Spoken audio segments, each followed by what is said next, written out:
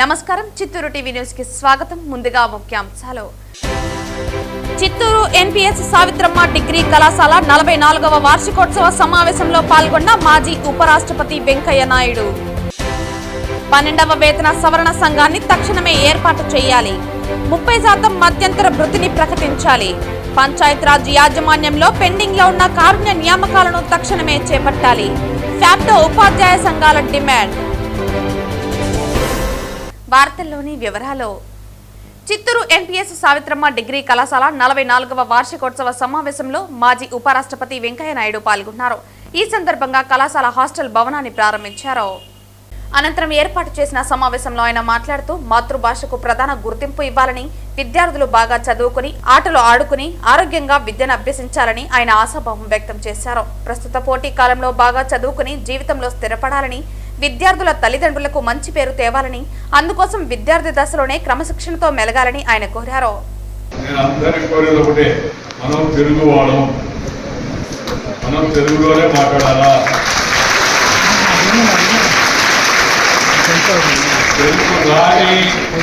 పక్కన ఉందనుకోండి, గుడిపాలెం దాటిన తర్వాత కాట్పాడి కానీ, వెల్లూరు కానీ, లేదు రాణిపేట కానీ, అక్కడి నుంచి వచ్చిన వాళ్ళు ఉంటే వాళ్ళతో తమిళంలో మాట్లాడుతుంటారు, వస్తే లేకపోతే ఇంగ్లీష్లో మాట్లాడుతారు. కానీ ముందు అమ్మ భాషను మర్చిపోకూడదు. మర్చిపోతే అమ్మని మర్చిపోయినట్టే. కన్న తండ్రిని, జన్మభూమిని, మాతృభాషను, మాతృదేశాన్ని, చెప్పిన గురువును మర్చిపోయిన వాడు మానవుడే కాదు అనే విషయాన్ని దాంతో కూడా మనందరం భారతీయులం. మన భారతీయులందరినీ కూడా మనం సోదరులుగా భావించాం. వేషం భాష వేరేనా, మనమంతా భారతీయులం. మనకి భాష అనకవే తిరిగి अपना एक देश, विविधता में एकता, भारत का विशेषత. రకరకాల రంగులు, రకరకాల ఎత్తు పొడవులు, రకరకాల భాషలు, రకరకాల వస్త్రధారణలు ఉన్నప్పటికీ మనందరినీ కలిసి ఉంచేది మన భారత మాత, మన భారతీయుడు. నువ్వు ఎవరయ్యా అంటే ముందు నేను భారతీయుడని చెప్పాలి. ఆ తర్వాత నువ్వు ఎవరయ్యా అంటే నేను తెలుగువాడిని చెప్పాలి. ఆ తర్వాత నువ్వు ఎవరయ్యా అంటే నీ పేరు నీ హోదాయాల గురించి చెప్పాలి. ఇది అందరూ కూడా దయచేసి గుర్తుపెట్టుకోండి. అమ్మ భాష కంటి చూపు లాంటిది. ఇంగ్లీష్ భాష కళ్ళద్దాలు లాంటిది. కంటి చూపుంటే కళ్ళద్దాలు పనిచేస్తాయి. కంటి చూపే లేదనుకోండి, నువ్వు రిబాన్ గ్లాస్ పెట్టుకున్నా దుబాయ్ నుంచి దుబాయ్ రాదు. అందుకని దయచేసి అందరూ తెలుగులో మాట్లాడండి. ఎక్కడికి వెళ్ళినా ఇంటిలో, వీధిలో, గుడిలో, బడిలో, అమ్మ ఒడిలో నుంచి వచ్చిన భాష ఎంతో ఆ భాషనే మాట్లాడాలా. నేను ఎప్పుడు చెప్తున్నా, మన కష్టం, మన బొట్టు, మన మాట, మన ఆట, మన పాట, మన భాష, మన యాస, మన కోస, ఆఖరికి మన తిట్టు కూడా తెలుగులోనే ఉండాలి. తెలుగు అద్భుతమైన తిట్లు ఉన్నాయి. నీ ఇల్లు బంగారం కాను అంటారు. ఎంత మంచి తిట్లు చూడండి. నీ ఇల్లు బంగారం కాను తిట్టారు. అందువల్ల మన పద్ధతులు, మన సాంప్రదాయాలు మనం పాటించాల్సిన అవసరం ఎంతో ఉంది. కారణం ఏదైనా పత్రికలపై భౌతిక దాడులు మంచివి కావు. ఏదైనా అభ్యంతరకరమైన విషయం ఉన్నప్పుడు తప్పనిసరిగా దానికి నిరసన తెలియజేయవచ్చు ప్రశాంతంగా. అలాగే చట్టపరమైన చర్యలు తీసుకోవచ్చు. కానీ భౌతిక దాడులకు పాల్పడడం ఎవరికి మంచిది కాదు. నేను రాజకీయాల్లో లేను, పార్టీల గురించి నేను మాట్లాడడం లేదు. కానీ సమాజంలో ప్రతి ఒక్కరు కూడా పత్రికల పట్ల గౌరవం ప్రకటించాలి. పత్రికల్లో ఏదన్నా అసత్యమైన వార్త వస్తే, లేదా ఏదన్నా మనల్ని అవమానపరిచే వ్యాఖ్యలు వచ్చినప్పుడు వాటిని తప్పనిసరిగా ఖండించే అధికారం మనకి ప్రజాస్వామ్యంలో ఉంది. ఖండించడం శాంతియుతంగా, నిరసన శాంతియుతంగా ఉండాలి. కానీ భౌతిక దాడులకు పాల్పడే ప్రయత్నం ఎవరు కూడా చేయవద్దని చెప్పని నేను కోరుతున్నాను. చిత్తూరు నగరం పీసీఆర్ కళాశాల ఎస్ఎస్సీ స్పాట్ కేంద్రాల వద్ద ఫ్యాప్టో ఉపాధ్యాయ సంఘాల ద్వారా సమస్యల పరిష్కారం కోసం నిరసన కార్యక్రమాన్ని నిర్వహించారు. ఈ కార్యక్రమంలో ప్రధాన డిమాండ్లు 12వ వేతన సవరణ సంఘాన్ని తక్షణమే ఏర్పాటు చేయాలని, 30% మధ్యంతర భృతిని ప్రకటించాలని అన్నారు.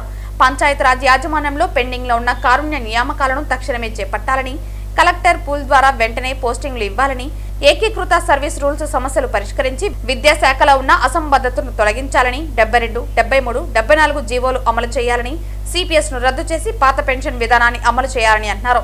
అలాగే 2004 సెప్టెంబర్ 1వ తేదీకి ముందు విడుదలైన నోటిఫికేషన్ ద్వారా నియామకమైన వారందరికీ కేంద్ర ప్రభుత్వం మెమో నెంబర్ 57 అమలు చేసి పాత పెన్షన్ విధానంలోకి తీసుకురావాలని అన్నారు.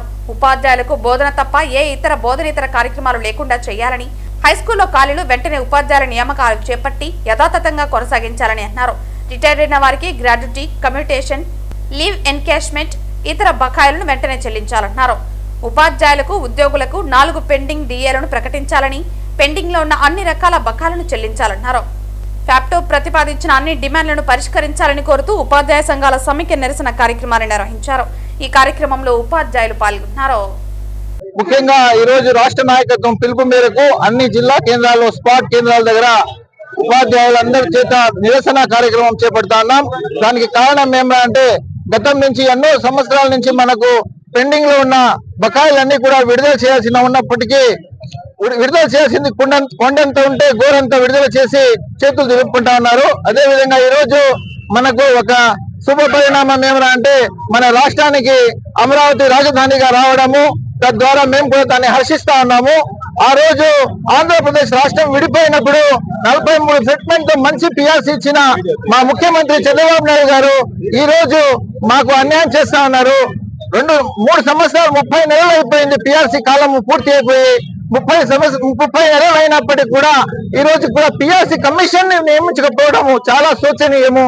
మేము ముఖ్యమంత్రి గారు మొన్న సాఫ్ట్వేర్ తరపున జరిగిన మీటింగ్ లో ఒక డిఏ ప్రకటించి పిఆర్సీ నేను చూసుకుంటానంటే మేమంతా ఆశగా ఎదురు చూసినాం.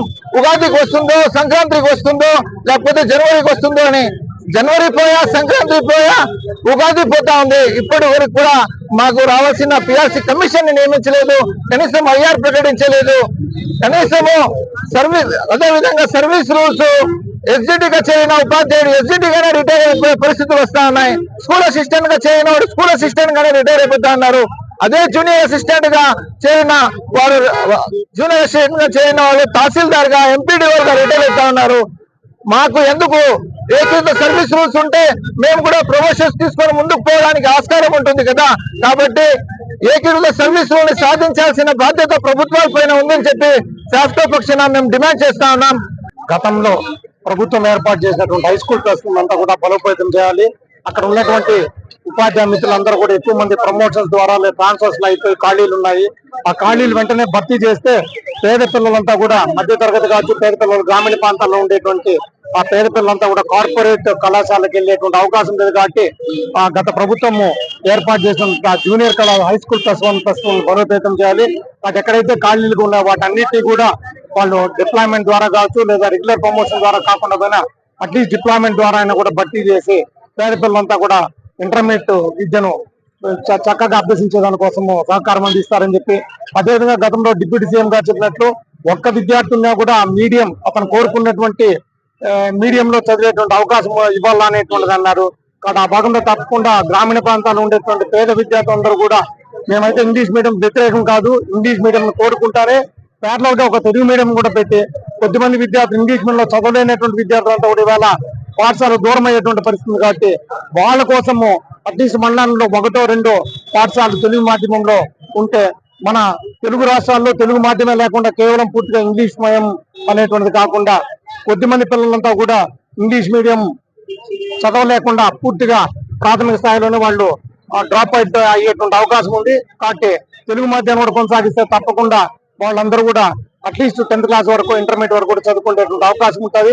ప్రభుత్వం ఆ దిశగా ఆలోచిస్తా అని చెప్పి ఆశిస్తూ, ఉపాధ్యాయుల యొక్క న్యాయమైన కోరికలంతా కూడా వీళ్ళ తొందరలో సఫలీకృతం చేస్తారని చెప్పి ఆశిస్తూ అందరికీ ధన్యవాదాలు.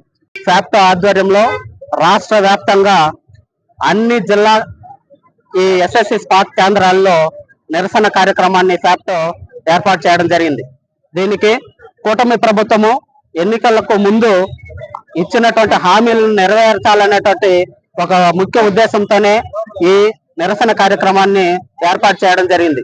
ఎందుకంటే మన యొక్క కూటమి ప్రభుత్వం మన గౌరవ ముఖ్యమంత్రి నారా చంద్రబాబు నాయుడు గారు కావచ్చు, అదేవిధంగా డిప్యూటీ ముఖ్యమంత్రి మా కొన్నిదల పవన్ కళ్యాణ్ సార్ గారు కావచ్చు, ఎన్నికల ముందు మా ఉద్యోగ ఉపాధ్యాయులకు పెన్షనర్లకు కావచ్చు అందరికీ చాలా హామీలు ఇచ్చారు. ముఖ్యంగా మేము పదవులకు వచ్చిన వెంటనే మెరుగైనటువంటి పిఆర్సీని వెంటనే అమలు చేస్తామని, పెండింగ్ లో ఉన్నటువంటి అన్ని డిఏలను మీకు విడుదల చేస్తామని, మంచి ఐఆర్ ని ప్రకటిస్తామని చెప్పడం జరిగింది. అదేవిధంగా అనేక సమస్యలతో ఉద్యోగ ఉపాధ్యాయులు పెన్షనర్లు సతమతం అవుతున్నారు. గత ప్రభుత్వంలో కూడా చాలా వరకు మేము నష్టపోయాం.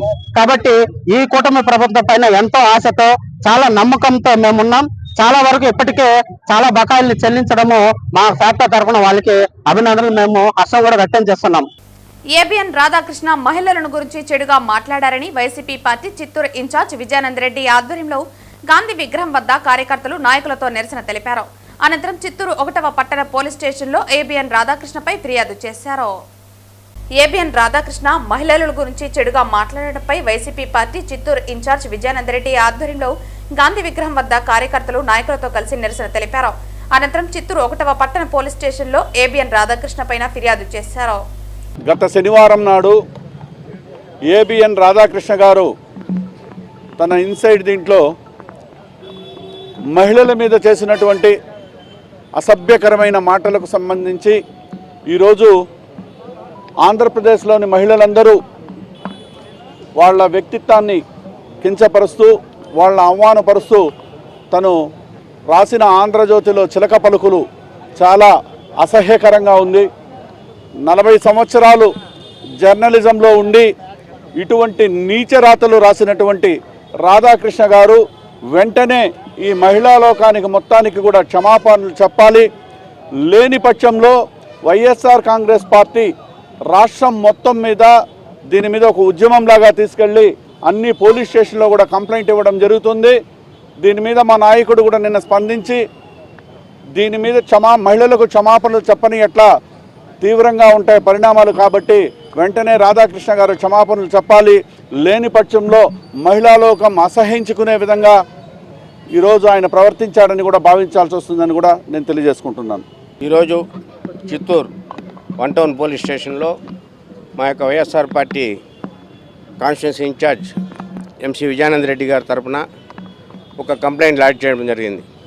ఏరా అంటే 4/4/2026 తారీఖున ఈయన ఎడిటర్గా ఉండి తర్వాత ఎండీగా ఉండి ఆంధ్రజ్యోతి పేపర్లో వైఎస్ జగన్మోహన్ రెడ్డి గారిని కానీ తర్వాత మహిళా బృందాన్ని అందరిని కూడా క్లించపరిచే విధంగా మాట్లాడడం జరిగింది. తర్వాత 5/4/26 నెక్స్ట్ డేనే మావిగన్ మారిచా అని జగన్ గారి పైన కామెంట్ చేయడం జరిగింది. మావిగన్ మారిచా ఉండొచ్చు, కానీ మావిగన్ అనేది ఎంత డెవలప్మెంట్ ఉంటుంది అన్న విషయంగా మేధావులందరూ కలిసి కూర్చొని రౌండ్ టేబుల్ కాన్ఫరెన్స్ డిసైడ్ చేసింది. ఈ రోజు కూడా మీరు మావిగన్ మాట ఎత్తానే మీకు ఎవరు కూడా ధైర్యం లేదు చెప్పాలంటే. ఎవరైనా చదువుకున్న వ్యక్తులు ఆ లోకల్ పీపుల్ మచిలీపట్నం కావచ్చు, విజయవాడ కావచ్చు, గుంటూరు ప్రజానీకాన్ని అడిగితే వాళ్ళే చెప్తారు మావిగన్ వల్ల ఏం ఫ్యూచర్ డెవలప్మెంట్ ఉంటుందని. మీరు వైఎస్ జగన్మోహన్ రెడ్డి గారు చేసిన అభివృద్ధిలో ఈ రోజుకి ఒక 25% కూడా చేయలే, ఒక 22 ఇయర్స్ అయ్యి కూడా. మీరు రాధాకృష్ణ గారు మిమ్మల్ని ఒకటి డైరెక్ట్గా క్వశ్చన్ చేస్తున్నాం. చిత్తూరులో సీఎం చంద్రబాబు ఇప్పటికీ ఆయన 40 ఏళ్ళ ఇండస్ట్రీలో చిత్తూరుని ఏం డెవలప్ చేశారు? చిత్తూరుని మొత్తం సర్వనాశనం చేశారు. షుగర్ ఫ్యాక్టరీ క్లోజ్ చేసినారు, డైరీ క్లోజ్ చేసినారు, న్యూట్రిన్ అన్నీ క్లోజ్ అయింది. కానీ డైరీ కూడా ఇప్పుడు అమూల్తో టైప్ అయ్యి జగన్మోహన్ రెడ్డి గారు డెవలప్ చేసి రైతులకు పాడి పరిశ్రమ కూడా ఉపయోగపడేలాగా చేస్తున్నాడు. మీరేం చేస్తున్నారు? మీరు ప్రజల యొక్క డబ్బును దోచుకుంటున్నారు. ఆంధ్రజ్యోతిలో మీరు మీ యొక్క డెవలప్మెంట్లు, మీ యొక్క అడ్వర్టైజ్మెంట్ చేసుకోవడం, దాని ద్వారా వచ్చే ఆదాయాన్ని మీరు సమకూర్చుకుంటున్నారు. కానీ ప్రభుత్వాన్ని ఉపయోగించి ఒక్కటైనా మీరు ఈ జగన్ గారి పైన కానీ మహిళల పైన కానీ మీరు దూషించే ప్రోగ్రాం చేయడానికన్నా ప్రజలకు ఉపయోగపడే మాదిరి ఇప్పుడు ఒక రాబోయే రోజులు వేసవిలో వచ్చి వాళ్ళు చూడండి కలవకుంట నీళ్ళు కూడా ఎండిపోయే పరిస్థితి. మీరేం చేసిన అడవిపల్లి రిజర్వాయర్ నుంచి అన్నారు, అది ఎవరు డబ్బులు ఖర్చు పెట్టినారు? వైఎస్ జగన్మోహన్ రెడ్డి కానీ రాజశేఖర రెడ్డి పీరియడ్ నుంచి డబ్బులు ఖర్చు పెట్టినాం. ఇవాళ కూడా లాస్ట్ టర్మ్ కూడా దగ్గర మోర్ దెన్ 40 crores 14th FCలో 15th FCలో మున్సిపల్ ఫండ్స్ వాడారు. దానికి ఇంత చేసి చిత్తూరుకి నీళ్ళు ఎంతవరకు తేలా. ఎప్పుడు వచ్చినా చిత్తూరుకు తాగునీటి ఎద్దడి ఉండదు, ప్రతి ఇంటికి కుళాయి అంటారు, ప్రతి ఇంటికి నీళ్ళు వచ్చామని చేస్తాం, చేయలే. ఇలా మీరు కానీ ఆంధ్రజ్యోతి తరఫున పిల్లలకి చదువులకు సంబంధించిన ఒక కాలం పెట్టండి, మెంటల్ ఎబిలిటీ కానీ లేదు, మీరు ప్రజలకు ఉపయోగపడే ఏ కార్యక్రమం కానీ చెప్పండి. ఒక అపోజిషన్ పార్టీలో ఉండి మేము కూడా ఆంధ్రజ్యోతి పేపర్ తీసుకొని మనకు ఏ విధంగా లాభం ఉంటుంది చదువుకునే పరిస్థితి ఉంటుంది. మీరు చేసే యొక్క దుస్సాహసాల వల్ల ఆంధ్రజ్యోతి పేపర్ని రాబోయే రోజుల్లో ప్రజలు చీకొట్టే పరిస్థితి వస్తుంది. ఏబిఎన్ ఛానల్ని చూసేది కూడా జనాలు ఉండదు. ఏబిఎన్ ఛానల్ చూడరు, ఆంధ్రజ్యోతి పేపర్ తీయరు. ప్రజలు కూడా మేము అపోజిషన్ పార్టీలు ఉంటే కూడా మొట్టమొదటి ఆంధ్రజ్యోతి పేపర్ తీసుకుని చదివే రోజులు ఉన్నాయి ఒకప్పుడు. ఎందుకంటే మన పార్టీ గురించి అయినా మాట్లాడతారా, మన ఏమైనా తప్పులు చేసిన సరిదిద్దుకోవాలన్న ఆలోచనలు మేము ఉండాలా. మీరు దాన్ని వదిలి ఆంధ్రజ్యోతి పేపర్ని వాడుకొని మీరు చంద్రబాబు దగ్గర మభ్య పొందాలని ఆర్కే గారు చేసే చాలా పొరపాటు. రాబోయే రోజుల్లో జగన్మోహన్ రెడ్డి గారు ఖచ్చితంగా ముఖ్యమంత్రి అవుతాడు. ఆ రోజుల్లో మీకు కూడా ఏ విధంగా ఎడిటర్ పనిచేయాలా ఏమని చెప్తాడు. మీరు ఎడిటర్గా ఉండి ప్రజలు వచ్చి మంచి చేయాలనుకుంటే ప్రజలకు ఉపయోగపడేదో లేదు, ప్రభుత్వం చేసే తప్పులు కానీ చేసిన వాగ్దానాలు చేయకపోతే వాటి గురించి క్వశ్చన్ చేయాలి కానీ ఇలాంటిది చేయకూడదని నేను మనసారా కోరుకుంటూ ఇవాళ పార్టిసిపేట్ చేసిన ఎంసీ విజయానంద రెడ్డి గారికి, మహిళా లోకానికి, మన న్యాయవాదుల బృందానికి, ప్రతి ఒక్క వైఎస్ఆర్ పార్టీ కార్యకర్తకి, మీడియా సోదరులకు ధన్యవాదాలు తెలుపుతున్నా. తిరుపతి నగరంలోని ఈట్ స్ట్రీట్లో దుకాణాలు పొందిన వారు ప్రభుత్వ నియమ నిబంధనలను అనుసరించి వ్యాపారాలు నిర్వహించుకోవాలని నగరపాలక సంస్థ కమిషనర్ మౌర్య దుకాణదారులకు సూచించారు. ఈట్ స్ట్రీట్లో దుకాణాలు పొందిన వారు ప్రభుత్వ నిబంధనల మేరకు వ్యాపారాలు చేసుకోవాలని నగరపాలక సంస్థ కమిషనర్ మౌర్య దుకాణదారులకు సూచించారు. ఈట్ స్ట్రీట్లోని 14 దుకాణాలకు బుధవారం కచ్చపి ఆడిటోరియంలో లక్కీ డ్రా నిర్వహించారు. ఈ సందర్భంగా కమిషనర్ మాట్లాడుతూ నగరపాలక సంస్థ ఎదురుగా ఏర్పాటు చేసిన 14 దుకాణాలకు పారదర్శకంగా లక్కీ డ్రా నిర్వహించామని అన్నారు. ఇందులో 13 దుకాణాలను లాటరీ ద్వారా అభ్యర్థులకు కేటాయించగా 10వ నెంబర్ దుకాణాన్ని ఐస్టోన్ కంపెనీకి నేరుగా కేటాయించామని తెలిపారు. దుకాణదారులు ఖచ్చితంగా food safety and standard authority of India సూచనల మేరకు ప్రజలకు నాణ్యమైన ఆహార పదార్థాలను అందించాలని తెలిపారు. నిబంధనలు అతిక్రమించిన వారిపై చర్యలు తీసుకుంటామని హెచ్చరించారు. ఆహార నాణ్యత ప్రమాణాలపై ఫుడ్ సేఫ్టీ అధికారులతో ప్రెజెంటేషన్ ఇచ్చారు. ఈ కార్యక్రమంలో డిప్యూటీ కమిషనర్ అమరయ్య, రెవెన్యూ అధికారులు Sethu Madhav, Ravi, health officer doctor Yuva Anvesh, food safety అధికారులు వెంకటేశ్వరరావు, జగదీష్, నగరపాలక సంస్థ సిబ్బంది తదితరులు పాల్గొన్నారు.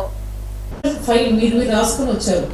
It is not for example anybody can come, నేను లోకల్గా తీసుకొని మదర్ డైరీ నేను ఇక్కడ పెట్టుకొని నేను చేయొచ్చు, బట్ కంపెనీ నుంచి మీకు ఫ్రాంచైజ్ ఉండాలి.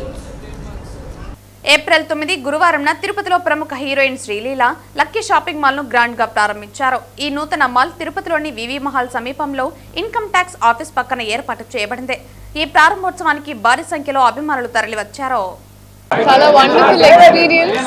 అండ్ 16 స్టోర్ ఓపెన్ చేస్తున్నారు. దీని ముందు ఒంగోలు ఓపెన్ చేసినప్పుడు కూడా నేను వెళ్ళాను. సో ఇంకా చాలా బాగా సక్సెస్ అయింది ఆ స్టోర్. అలాగే ఈ స్టోర్ కూడా చాలా బాగా సక్సెస్ అయ్యి ఇంకా చాలా స్టోర్స్ ఓపెన్ చేయాలని మనస్ఫూర్తిగా కోరుకుంటున్నా. అలాగే తిరుపతికి రావడం ఐ థింక్ మన సౌత్ ఇండియాలో ఉన్న ఎవరికైనా ఒక లక్కీ ఫీలింగ్. సో అలాగే ఆ లక్కీ ఫీలింగ్తో లక్కీ షాపింగ్ మాల్ ఓపెన్ చేయడానికి వచ్చాం. So thank you so much. Collection చాలా బాగుంది. ఇట్స్ అ కంప్లీట్ బిల్డింగ్, మొత్తం different variations, different price ranges and trendy collections ఉన్నాయి. సో డెఫినెట్గా మనకి వరుసగా పండుగలు వస్తూ ఉంటాయి. ఇంకా మనకి త్రూ అవుట్ ది ఇయర్ ఏదో ఒక ఈవెంట్ ఉంటుంది కాబట్టి ఐ థింక్ కరెక్ట్ టైంలో వచ్చి షాపింగ్ చేయండి, మీ ఫ్యామిలీతో వచ్చి షాపింగ్ చేయండి అని చెప్తూ thank you so much. Support weavers and lot of jobs are given behind this. So అందరూ అది సపోర్ట్ చేస్తూ వచ్చి వ్యూవర్స్కి సపోర్ట్ చేసి సారీస్ కొనండి, అందంగా రెడీ అవ్వండి, ఆనందంగా ఉండండి. Thank you so much. అలా especially I had to mention, I'm so sorry వనికన్ గారు, శ్రీనివాస్ గారు, అలాగే రత్తయ్య గారు, అలాగే స్వామి గారు. So I really wish them all the best. Inka chala stores open cheyalani, and their son Manikanta is also here and Srinivas is also here. So yes, thank you so much. Oh, that's what I was looking again when I tell them. Andariki namaste. త్వరలో announce చేస్తానండి. ఇప్పటి వరకు production house నుంచి ఒక formal announcement వస్తుంది.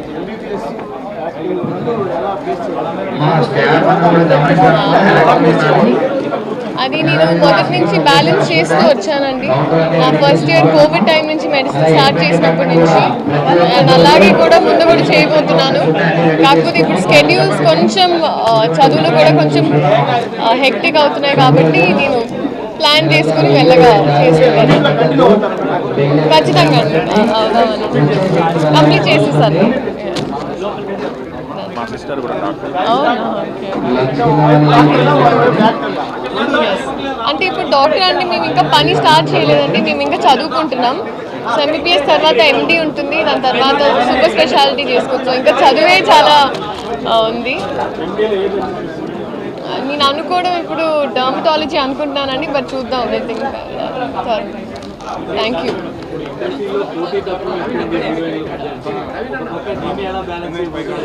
బాక్స్లో ఉన్నాయి, కానీ ఒక్కసారి సైన్ చేసిన తర్వాత నేను ప్రొడక్షన్ హౌస్ ద్వారా ఒఫిషియల్గా అనౌన్స్ చేద్దాం అనుకుంటున్నాను. థ్యాంక్ యూ అండి, థ్యాంక్ యూ. ప్రతి ఊరికి కొత్తదనం ఏదో ఒక రోజు రావాల్సిందే. అలాగే తిరుపతికి ఈరోజు లక్కీ షాపింగ్ మాల్ వచ్చింది. I'm pretty sure lucky shopping mall జనాలందరినీ చాలా బాగా చూసుకొని మాకు చేతనైనంత మేము సర్వీస్ చేసి మేము చేయగలిగినంత మిమ్మల్ని సాటిస్ఫై చేయడానికి మేము ఎప్పుడూ రెడీ ఉంటామండి. అలానే శ్రీనివాస్ చెప్పినట్టు, మా అన్నయ్య చెప్పినట్టు, స్వామివారి పాదాల చెంత అనే మేము ట్యాగ్లైన్ పెట్టుకొని మేము ఎన్ని రోజులు నడిపిస్తున్న క్యాంపెయిన్కి ఈరోజు మాకు నిజంగా బ్లెస్సింగ్స్ దొరికింది. మన పొలిటీషియన్స్ కానీ పెద్ద వాళ్ళు ఎవరైతే వచ్చారో, అలానే మన యాక్టర్స్ గారు ఎవరైతే ఉన్నారో, వీళ్ళందరితో ఇంత మంచిగా జరగడం, ఇంత అంగరంగ వైభవంగా జరగడం మాకు చాలా అంటే చాలా సంతోషంగా ఉండండి. Thank you so much. Support చేసిన ప్రతి ఒక్కరికి థ్యాంక్స్ అండి. మీడియా కానివ్వండి, మా ఇన్ హౌస్ కానివ్వండి, పోలీసులు కానివ్వండి, అందరికీ థ్యాంక్ యూ అండి. Thank you so much.